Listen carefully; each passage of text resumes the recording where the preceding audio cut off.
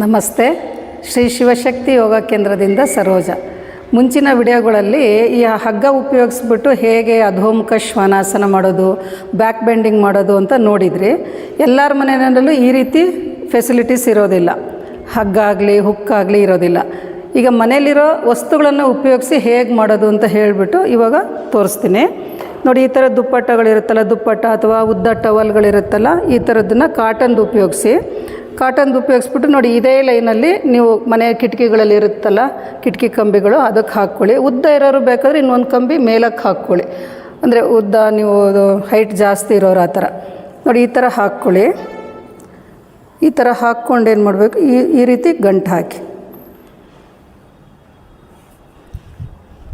ತುಂಬ ದಪ್ಪ ಹಾಕಕ್ಕೆ ಹೋಗ್ಬಿಡಿ. ಈ ಥರ ಮಾಡಾದಮೇಲೆ ನೋಡಿ, ಹೀಗೆ ಇದರೊಳಗಡೆ ಬರಬೇಕು.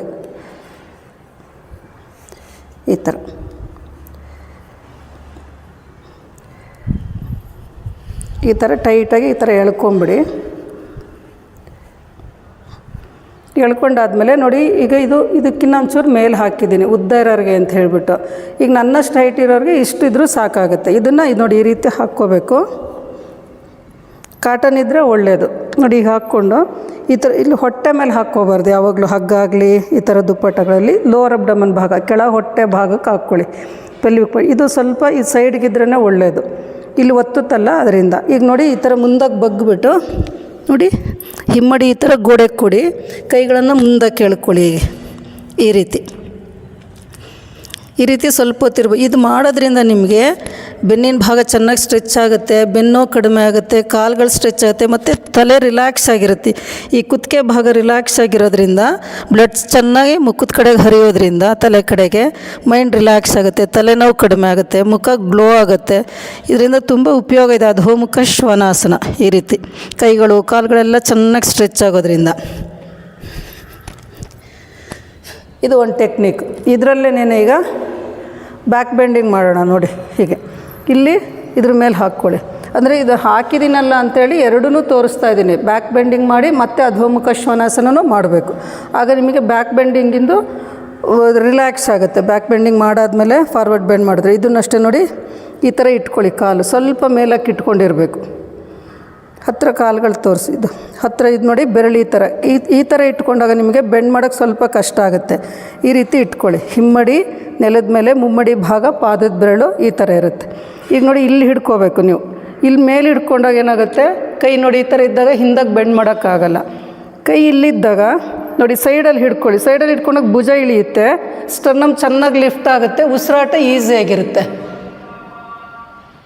ದೃಷ್ಟಿ ನೇರ ಇರಬೇಕು, ಹಿಂದಕ್ಕೆ ನೋಡಬಾರ್ದು. ಹೀಗೆ ಈ ಭಾಗ ರಿಲ್ಯಾಕ್ಸ್ ಆಗಿರಲಿ. ಹೀಗೆ ಇಲ್ಲಿ ಇಟ್ಕೊಂಡಷ್ಟು ನಿಮಗೆ ಬೆಂಡ್ ಮಾಡೋಕ್ಕೆ ಈಸಿ ಆಗುತ್ತೆ. ನೋಡಿ, ಇಲ್ಲಿ ಇಟ್ಕೊಂಡಾಗ ನೋಡಿ ಹೇಗಿರುತ್ತೆ.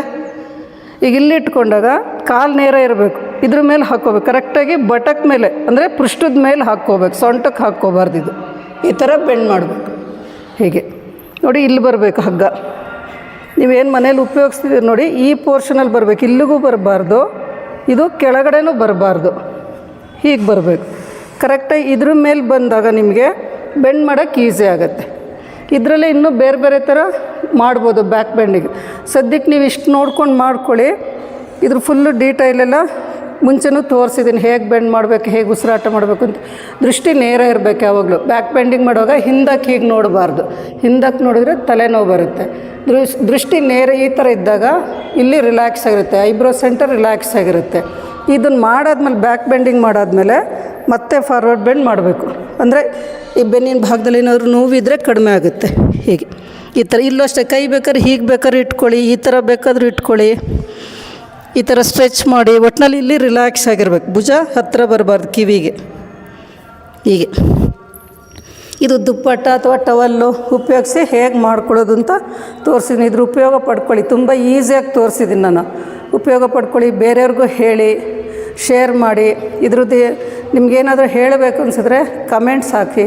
ಆವಾಗ ನನಗೆ ಗೊತ್ತಾಗುತ್ತೆ ನೆಕ್ಸ್ಟ್ ಯಾವ ರೀತಿ ನಿಮಗೆ ತಿಳಿಸ್ಕೊಡ್ಬೇಕು, ಈಸಿಯಾಗಿ ಸುಲಭವಾಗಿ ಮಾಡೋ ಅಂಥದ್ದು ಅಂತ ಹೇಳೋದಕ್ಕೆ ನನಗೆ ಅನುಕೂಲ ಆಗುತ್ತೆ. ಅದರಿಂದ ಎಲ್ಲರೂ ಇದ್ರ ಉಪಯೋಗ ಪಡ್ಕೊಳ್ಳಿ. ನಮಸ್ತೆ.